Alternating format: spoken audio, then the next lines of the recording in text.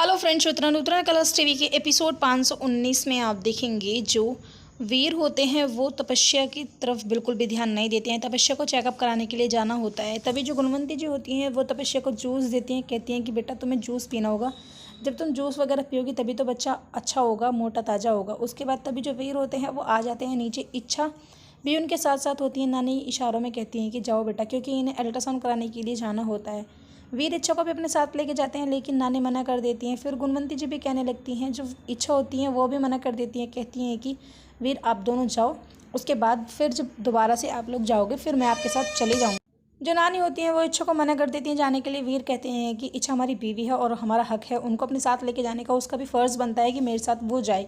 लेकिन तपस्या कुछ भी नहीं कहती हैं, नीचे को नज़र झुका के आराम से खड़ी हो जाती हैं। उसके बाद वीर और जो तप्पू होती हैं वो दोनों हॉस्पिटल पहुँच जाते हैं।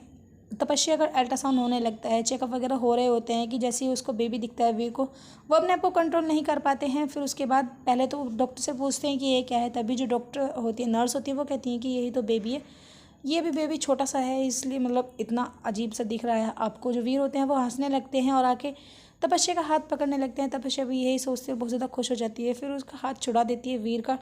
जो वीर होते हैं वो बच्चों को देख के अपने आप को कंट्रोल नहीं कर पाते हैं, बहुत ज़्यादा खुश होते हैं। उधर आप देखेंगे जो नानी होती हैं वो तपस्या, इच्छा और वीर तीनों को फ़ोटो में से इच्छा को फ़ोटो हटाकर अलग फेंक देती है। तभी जो इच्छा होती है वो नानी से कहती है कि नानी आपको ऐसा नहीं करना चाहिए, क्योंकि हम वीर की बीवी हैं और ये बात आपको बहुत जल्दी ही माननी पड़ेगी, इसलिए आप हमारा फ़ोटो से नहीं फेंक सकते। उधर आप देखेंगे जो दामिनी होती हैं वो खाना नहीं बनाती हैं, क्योंकि जो तप्पू की मामी होती हैं वो खाना बनाती हैं और ठाकुर साहब से कहती हैं कि आज आपको हमारे हाथ का खाना खाना होगा, क्योंकि अब भाभी जी भी घर पर नहीं है, इसलिए मैं नहीं चाहती कि आप नौकरानी के घर हाथ का बना हुआ ही खाना खाएं। जो ठाकुर साहब होते हैं वो खाना खा लेते हैं, खाना बहुत ज़्यादा तीखा बना हुआ होता है, इसलिए वो कहने लगते हैं कि आपको किसने कहा था खाना बनाने के लिए, दामिनी खाना बनाती है ना, और हमें दामिनी के हाथ का खाना ही अच्छा लगता है।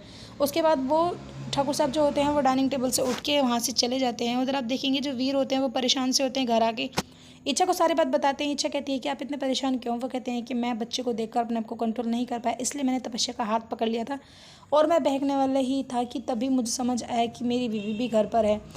वीर जो होते हैं वो परेशान होते हैं, समझ नहीं आता है कि आखिर क्या करना है क्या नहीं।